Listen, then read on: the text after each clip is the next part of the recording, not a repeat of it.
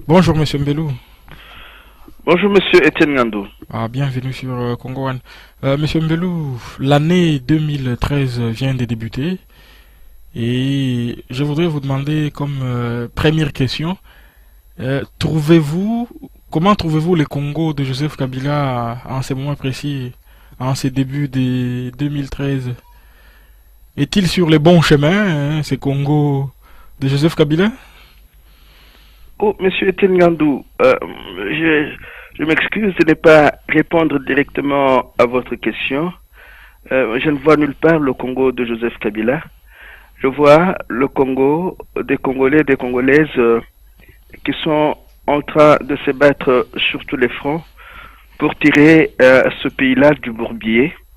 Et au début de cette année-ci, je vous dirais que tous les espoirs sont permis.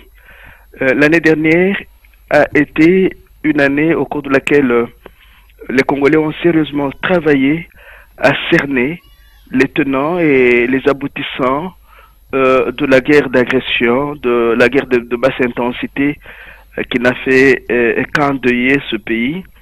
Au jour d'aujourd'hui, je trouve beaucoup de compatriotes mieux armés pour aller de l'avant dans la résistance contre cette guerre de basse intensité et surtout pour aller de l'avant dans la transformation de cette résistance en action pour que ce pays-là devienne finalement souverain politiquement, économiquement et culturellement. Sur ce point-là, je peux dire que la diaspora congolaise, en tant que fer de lance, est très très avancée dans le travail qu'elle est en train d'abattre. Mais pour revenir à la situation au Congo elle-même, entre novembre 2011 et aujourd'hui janvier 2013, y a-t-il des raisons d'être optimiste après les hold-up électoraux? Il y a beaucoup de raisons d'être optimiste, Monsieur Tengandou. Le fait que le hold-up électoral ait été décrié sur les toits, le fait que ceux qui ont opéré ce hold-up électoral ne réussissent pas à gouverner par défi, le fait que les milices, que ceux qui ont orchestré cette hold-up électoral, le fait que ces milices ne sachent plus tellement où donner de la tête, le fait que les amis de ceux qui ont orchestré ce hold-up électoral chez nous et les amis des pays voisins tels que les Kagame et les Museveni, le fait que ces messieurs-là aient été pointés du doigt par des rapports très clairs au sujet de leur implication dans ce qui se passe chez nous, tous ces faits-là les ont de l'une ou de l'autre façon affaiblis. Leur système est plus ou moins décrié et c'est aux Congolais qu'il appartient et qu'il appartient maintenant de pouvoir poursuivre la lutte en capitalisant tout ce qu'ils ont pu encaisser positivement en 2011. Au En cours de, 2012, pardon. Au cours de son message de vœux à la nation, Joseph Kabila a appelé à la cohésion nationale pour mettre fin à la guerre qui sévit dans l'est du pays. Monsieur Mbelou, ce concept de cohésion nationale n'est-il pas en train de devenir un moyen de légitimation pour ce pouvoir? Monsieur Etienne Nando, nous devons faire très attention quand nous écoutons les discours qui nous sont servis pendant tous ces derniers temps.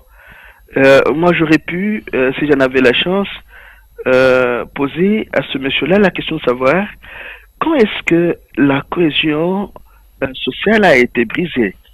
Vous savez, monsieur Etienne Nando, il nous sera important de pouvoir recourir à ce que nous avons comme ressources historiques pour pouvoir étudier et approfondir la notion de la rupture de la cohésion sociale chez nous.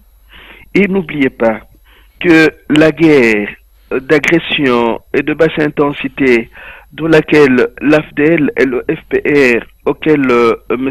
Joseph Kabila a appartenu, cette guerre d'agression est venue briser davantage la cohésion sociale. On ne peut pas, pour avoir participé à cette guerre d'agression et après, pour avoir organisé un hold-up électoral, on ne peut pas parler de la cohésion nationale comme si on n'avait pas participé à sa rupture. Donc nous avons besoin de faire l'historique de la cohésion sociale. Nous avons besoin de faire l'historique de tous les acteurs impliqués de près ou de loin dans la rupture de cette cohésion nationale. Donc quand il en parle, comme je l'ai mis dans mon dernier papier, j'ai l'impression qu'il ne s'agit pas, qu'il ne sait pas de quoi il en retourne réellement. Lui ne peut pas parler de la cohésion nationale parce qu'il fait partie des personnes qui ont travaillé à la rupture de la cohésion nationale. Une cohésion nationale que les Congolais et les Congolaises essayaient de restructurer et avec tous les efforts qu'ils ont conjugués au cours de la conférence nationale souveraine. Et c'est cette guerre qui est venue de l'extérieur et à laquelle il a participé comme acteur, qui est venue davantage briser la cohésion nationale, et il a enfoncé le clou en organisant un hold-up électoral aux élections de novembre 2011, oui. Mais M. Mbelou, pour parler de ces concepts, pour revenir une fois de plus sur ces concepts de cohésion nationale, ce n'est pas seulement à Kinshasa, sur nos forats ici en Occident, on lit bien, il y a certains de nos compatriotes, pour ne pas les citer, M. Kisonga Mazakala, ancien ambassadeur de la RDC ici en Belgique, eh ben lui, il prêche aussi, il a ce même discours-là, il dit qu'il faut faire bloc autour de Joseph Kabila pour chasser ces envahisseurs rwandais, cette milice rwandaise du M23. Donc pour lui, il faut faire bloc, donc il va dans le même sens que ces discours de cohésion nationale. Qu'est-ce que vous en pensez, vous, personnellement? Monsieur Etienne, vous savez, notre ami Guy Debouc est en train de mettre ces jours-ci à notre disposition une revue panafricaine, une revue à laquelle M. Kisonga Mazakala a participé. La revue est dénommée Remarques congolaises. Monsieur Tenlandou, quand vous relisez 2 ou 3 numéros de cette revue-là, vous vous rendez compte que la scène qui est en train de se passer, de se dérouler aujourd'hui dans notre pays est, à quelques exceptions près, proche de ce qui s'est passé chez nous après notre indépendance politique. Quand M. Kisonga tient ce discours-là, il oublie le travail auquel il a participé et le travail qui a révélé ceci. Les entreprises monopolistiques occidentales qui n'avaient pas voulu de notre indépendance politique sont les mêmes qui aujourd'hui, avec les mêmes acteurs pléniers, essayent de torpiller notre souveraineté politique, économique et culturelle en utilisant à peu près les mêmes marionnettes et en recourant aux mêmes mécanismes, par exemple, comme le mécanisme de l'intervention de l'ONU chez nous. En tout cas, les compatriotes intéressés peuvent m'écrire, je vais mettre à leur disposition, nous pouvons demander à Guy Debouc de le faire comme il le fait souvent dans la revue Dialogue, de mettre ces numéros de remarques congolaises à la disposition des compatriotes pour qu'ils comprennent que ce qui se passe aujourd'hui n'est pas du tout différent de ce qui s'est passé pendant les années 60. C'est d'un. De deux. Nous ne pouvons pas parler de la cohésion nationale avec quelqu'un qui ne jouit d'aucune légitimité politique. C'est une tricherie. Et c'est un mensonge que de pouvoir nous demander de recréer une cohésion politique, une cohésion sociale autour de quelqu'un qui ne jouit d'aucune légitimité politique. D'ailleurs, il fait partie du problème, ce monsieur-là. Comment voulez-vous que ce monsieur, qui ne jouit d'aucune légitimité politique, puisse être celui qui nous invite à recréer une cohésion sociale autour de lui? C'est un non-sens, c'est absurde. Joseph Kabila a annoncé pour début 2013 un dialogue intercongolais visant à renforcer la cohésion nationale. Je reviens encore à ce même concept.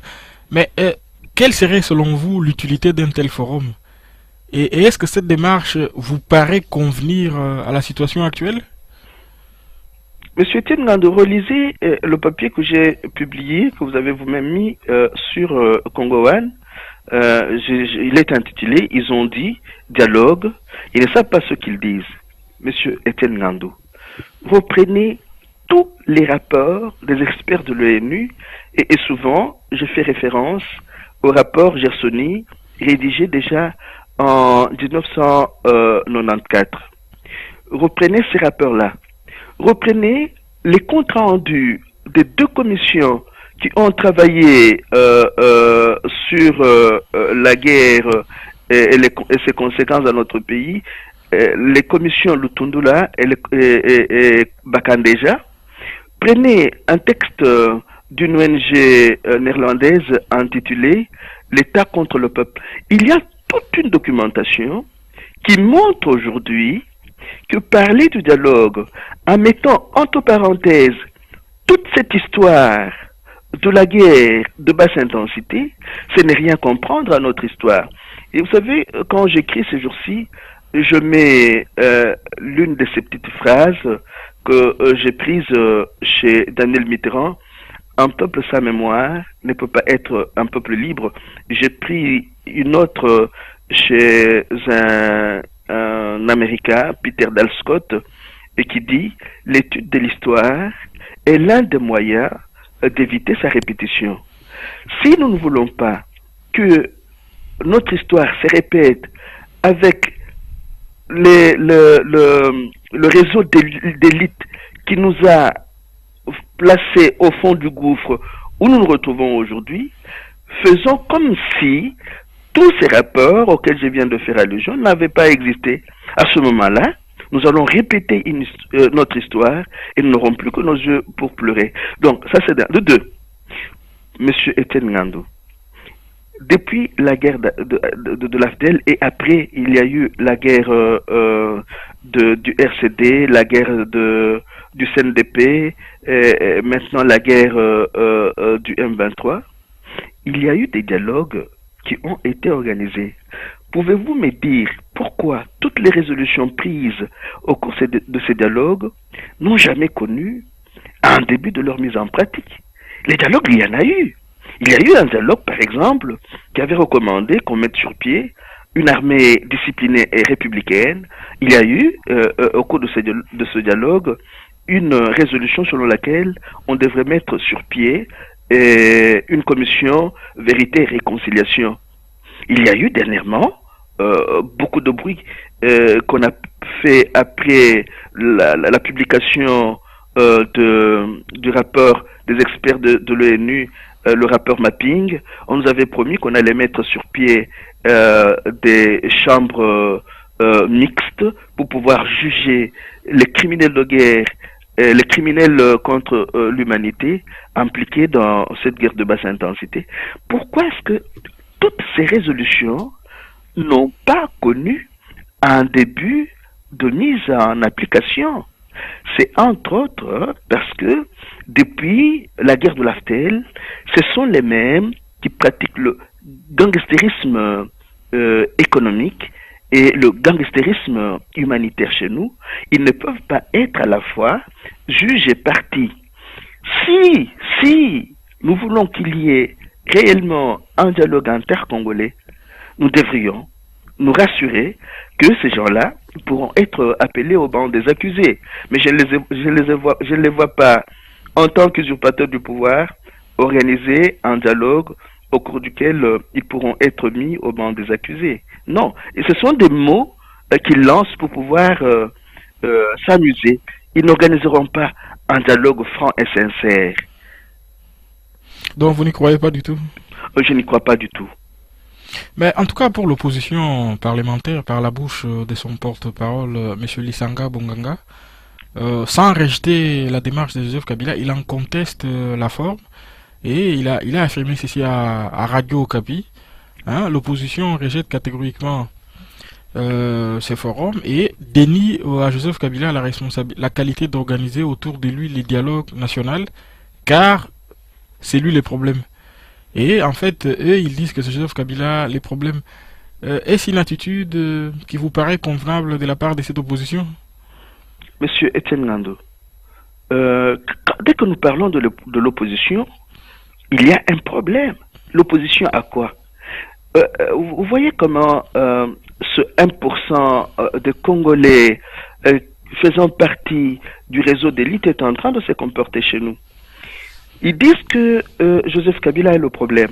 Mais ils le reconnaissent quand même comme président de la République après un hold-up électoral. Donc, il y a là une absurdité qui ne dit pas son nom. Il y a chez nous, aujourd'hui, M. Etienne Ngandou, excusez-moi de vous le dire, il y a un vide de pensée énorme. Ces gens-là, qui s'appellent de l'opposition, tournent en rond. Ils acceptent qu'il y ait quelqu'un qui fasse un hold-up électoral pour qu'il rentre dans une boîte de résonance, dans une caisse de résonance qu'ils appellent Parlement. Et les mêmes vous disent, non, ils ne peuvent pas à la fois siéger dans un Parlement issu d'un hold-up électoral et contester à celui qui a fait le hold-up électoral la qualité de pouvoir les convoquer comme il l'a fait dernièrement en congrès, les convoquer pour organiser le dialogue. Donc il y a là un vide terrible de la pensée. Moi je me demande, je pose la question, je me pose sérieusement la question de savoir si nous pouvons continuer de parler de ces messieurs-là en termes d'hommes politiques. Non, il n'y a plus d'hommes politiques dignes de ce nom au Congo. Nous avons le devoir de tout remettre à plat pour recréer une autre classe politique. Les messieurs que nous avons maintenant, ils font partie du réseau d'élite qui est le problème au Congo. C'est ce réseau d'élite qui est né après les différentes milices fomentées par Yoweri Museveni et Paul Kagame. C'est ce réseau d'élite qu'on retrouve maintenant dans les institutions congolaises pour une large majorité. Alors, il n'a aucune leçon à nous donner. Il n'a aucune orientation à prendre pour nous sauver de la dérive où notre pays est plongé aujourd'hui. Il y a un vide de la pensée dans lequel ce réseau d'élite est en train de s'ouvrir, et un vide de pensée qui n'apportera rien de bon à notre pays. Très bien. Pendant ce temps à Kampala, les négociations ont repris, puisque les délégations du gouvernement de Kinshasa et du mouvement rebelle congolais M23 ont rencontré ce samedi séparément les médiateurs ougandais à Kampala. Monsieur Mbelou, à quoi servent ces négociations de Kampala, puisque elles semblent manquer totalement de lisibilité politique, hein? Il n'y a pas de feuille de route. À quoi est-ce que ça va aboutir? Finalement, on se pose, à quoi servent ces négociations selon vous? À rien. À rien, c'est un gaspillage de temps. Comme ce genre de politicien est habitué à ce gaspillage de temps, il doit quand même se donner l'impression de faire quelque chose.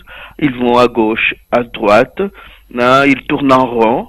Monsieur Etienne Ngando, du moment que les États-Unis d'Amérique, par le président Obama, ont appelé Monsieur Paul Kagame à cesser de soutenir le M23, l'un des protagonistes de la guerre de basse intensité qui se joue chez nous a parlé, un point, un trait.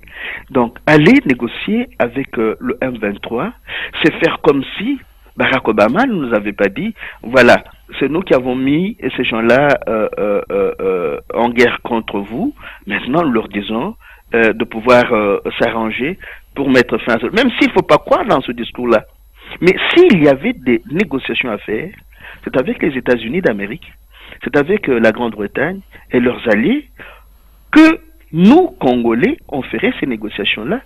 C'est là que je félicite un peu les compatriotes qui sont allés parler de cette guerre de basse intensité au Congrès américain. C'est là, c'est de là que vient la guerre.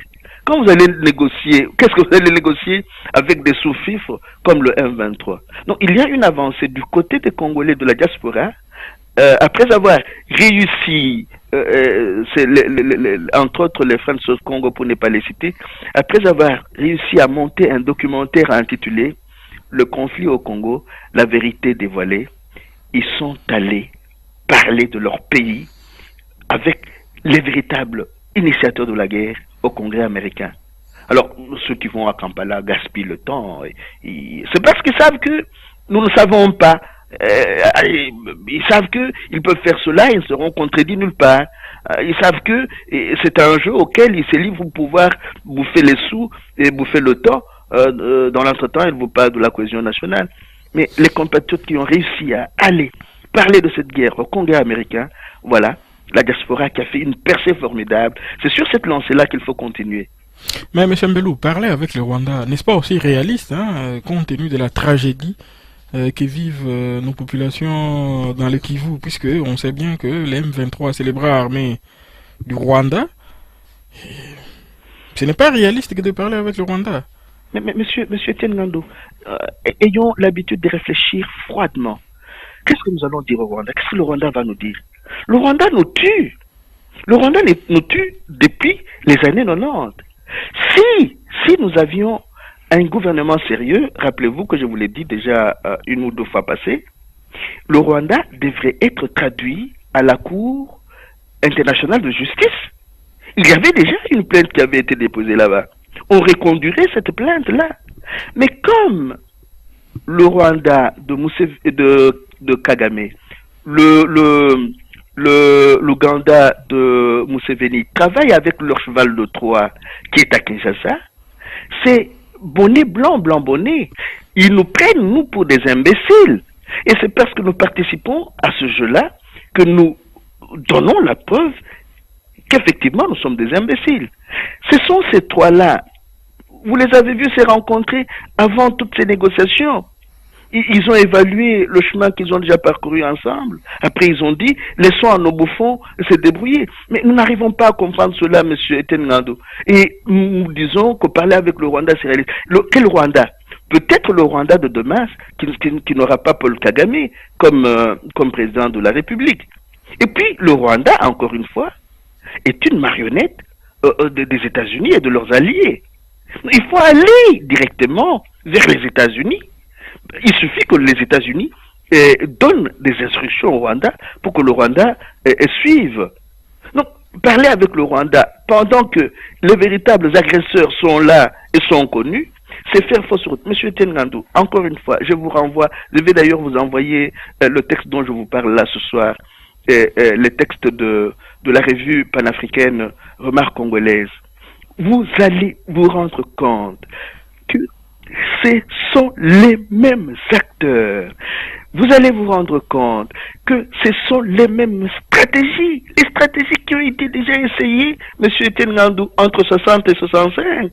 Et comme ces gens-là savent que nous ne faisons rien de notre histoire, que nous ne réalisons pas notre histoire, les Lisanga Bonganga dont vous parlez là, ils vous disent, nous voulons un dialogue, mais qui soit supervisé par la communauté internationale. Mais j'ai envie de pleurer parce qu'ils ne comprennent rien à notre histoire. La communauté internationale nous fait la guerre. Elle est là avec la mission de l'ONU depuis plus de 10 ans, M. Tengandou. Et ces gens-là vous parlent, ils vous disent, nous voulons que le dialogue soit supervisé par la communauté internationale. Ils ne comprennent rien. Voilà pourquoi je dis qu'il y a un vide terrible de la pensée. Ils ont mis notre histoire. Moi, je me demande si ces gens-là ont encore le temps de pouvoir relire notre histoire. Je dis, je suis disposé à mettre tous ces textes à leur disposition, mais est-ce qu'ils ont le temps de lire? Ils répètent des choses. Et vous lisez, vous relisez ces textes-là, vous vous rendez compte que ce sont les mêmes acteurs, les mêmes stratégies. Mais quand on ne connaît pas son histoire, on la répète, et un peuple sans mémoire, comme dirait Daniel Mitterrand, ne peut pas être un peuple libre. Et nous en sommes là. La société civile du Nord Kivu, elle recommande que Kampala ne soit pas un lieu de partage du pouvoir, ni de l'intégration des hommes du M23 dans l'armée et dans la police. Est-ce réaliste? Puisque on va négocier, il faudra bien faire des concessions. On l'a vu la première fois avec les CNDP, ils ont été intégrés à l'armée.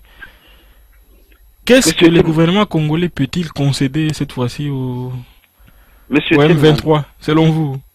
Monsieur Etienne Ngandou, quel est le poids de cette société civile sur ce qui se passe à Kinshasa? Aucune. Pardon, aucun. Parler, c'est facile. Mais cette société civile, vous savez combien de mémos la société civile congolaise a déjà rédigé pour remettre ce pays-là sur les rails? Qui en tient compte? Elle donne son point de vue, c'est bien, mais elle doit être sûre que personne n'en tiendra compte et ne fera rien pour qu'on puisse en tenir compte. Cela d'autant plus que ceux qui sont à la tête de notre pays aujourd'hui ne sont pas venus chez nous. Nous devons nous le répéter à plusieurs reprises pour nous aider à jouir de notre souveraineté politique, économique et culturelle. Ils font partie d'un réseau d'élite de prédation, de vol, de viol et d'extermination des Congolais. Tant que nous ne comprendrons pas cela, nous croirons qu'un jour nous allons formuler des propositions qui pourront être acceptées par ces messieurs et ces dames-là. Non, ils n'ont rien à voir avec nous. Nous ne leur disons absolument rien.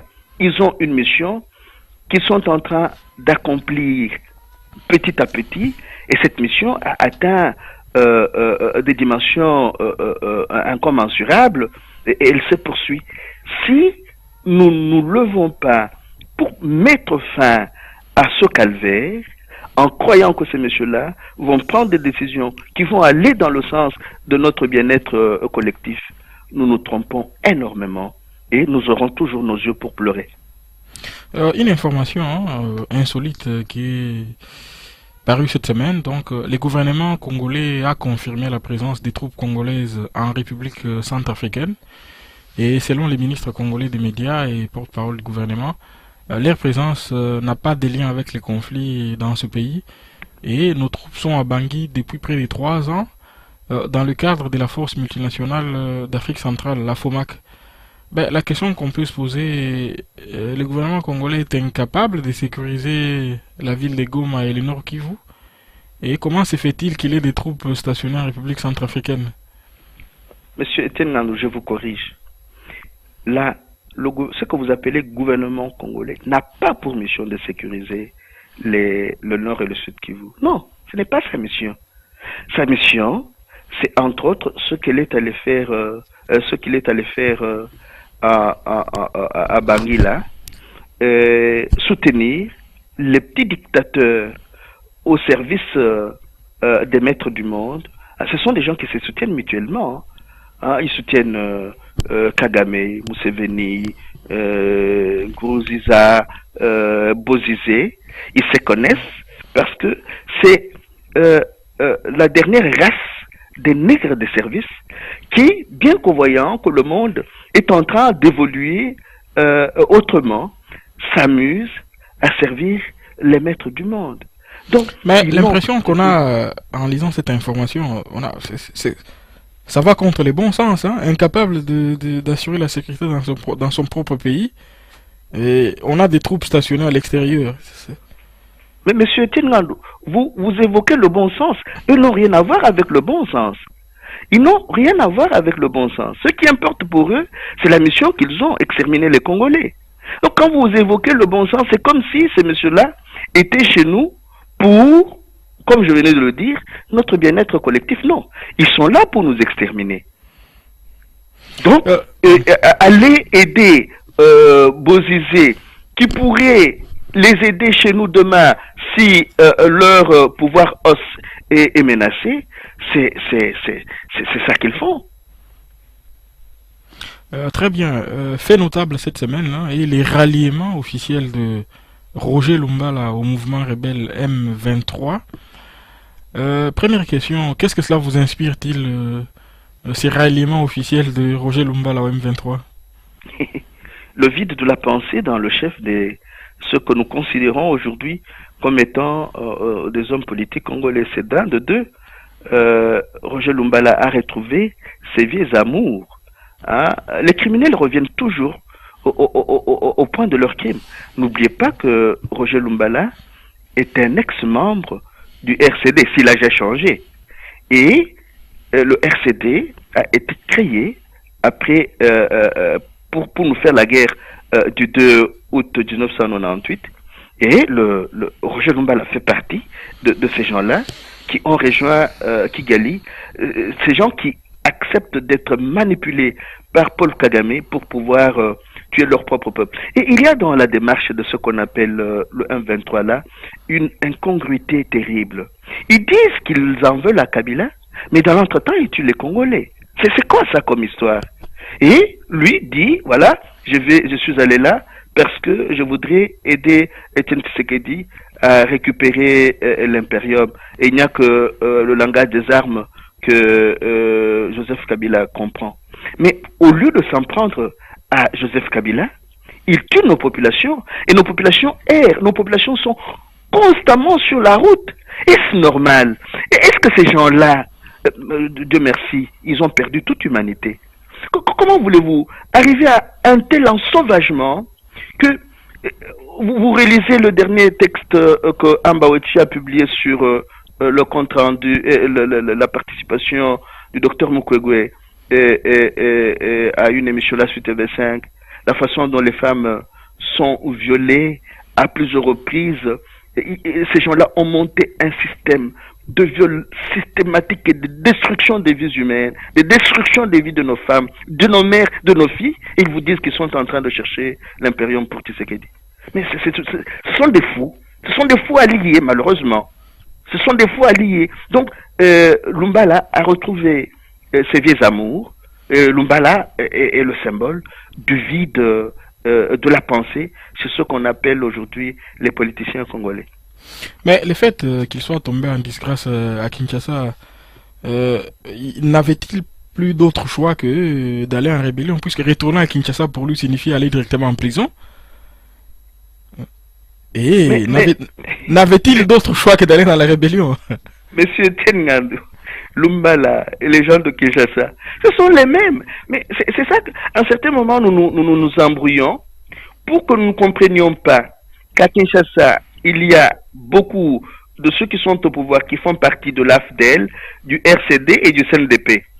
Or, le M23 est une émanation du CNDP. Donc, tous ces gens-là font partie de la majorité dite présidentielle.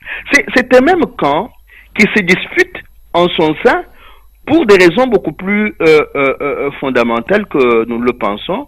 Ils veulent entretenir une guerre permanente au Congo pour permettre à leurs chefs, à leurs parents, de piller le Congo à moindre frais. C'est ça qu'ils font. Donc cette guerre-là, c'est aussi une mise en scène, une théâtralisation de la mort au nom des intérêts des parents de ce qu'on a appelé la majorité présidentielle. Monsieur Timnandou, l'AFDEL, le PPRD, le CNDP, le RCD sous ses différentes formes, le CNDP, le M23, font partie d'une même famille politique de gangsters qui nous sont arrivés chez nous vers les années 96. Il ne faut jamais oublier cela. C'est une même famille politique, et une même famille militaire, une même famille criminelle qui opère en théâtralisant la guerre et la mort. Pour finir, un mot sur Etienne Tshisekedi. Depuis quelques jours, il fait l'objet de violentes critiques de la part d'une partie de la diaspora congolaise. Qu'est-ce qui peut expliquer, selon vous, cette attitude? La diaspora ne cherche-t-elle pas un bouc émissaire pour évacuer sa frustration face au hold-up électoral de novembre 2011? Mais c'est d'abord question de savoir comment ces critiques sont orientées. Vous savez, M. Etienne Tshisekedi est un homme du peuple. Il doit accepter, à un certain moment, d'être remis en question. Il doit accepter que sa pratique puisse être passée au crible de la critique. Hein.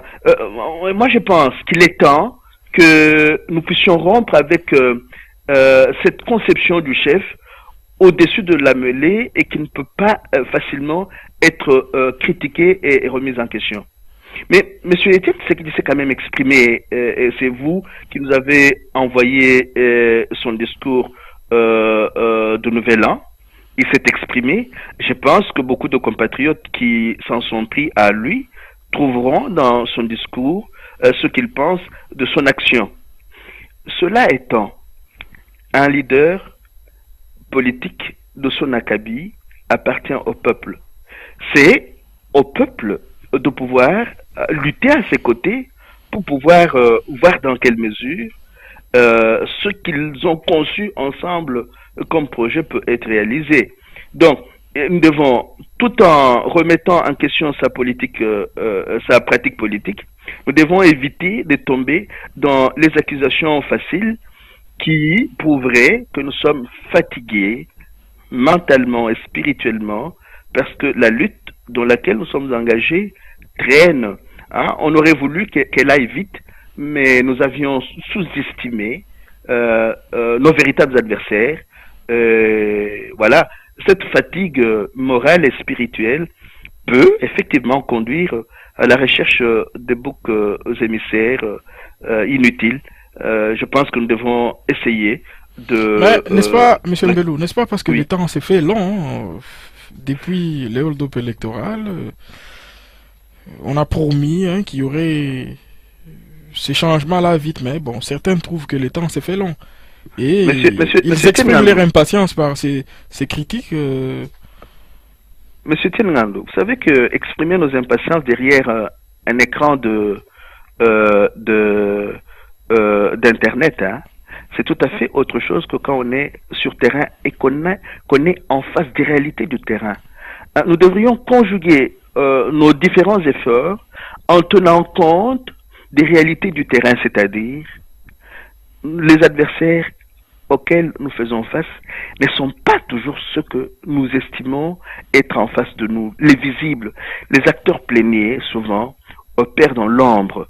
Et souvent, ils ne cèdent pas facilement. Pourquoi? Parce que ils peuvent reculer, mais ils ne se convertissent jamais. Ils sont cyniques et ne renoncent jamais à leur nocivité. Connaître nos véritables acteurs et leur mode opérationnel nous aiderait, j'en suis sûr, à mitiger notre évaluation de la durée de la lutte. Très bien, merci beaucoup M. Mbelou et à la semaine prochaine. Merci bien M. Etienne Ngandou et à la semaine prochaine.